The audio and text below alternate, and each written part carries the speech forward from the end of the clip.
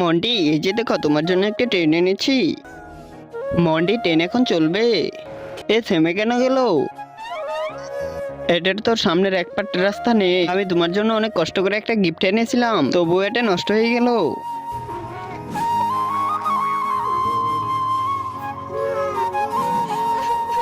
বারবার শুধু আমার সাথে এগুলো কেন হয়?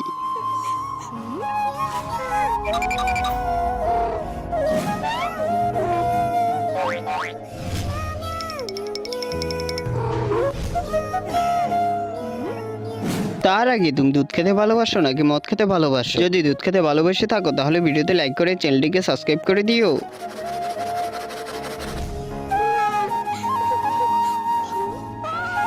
হ্যাঁ, এটা কি ট্রেনের রাস্তা? বন্টি, তুমি ট্রেনের রাস্তা পেয়ে গিয়েছো, চলো আমার সাথে।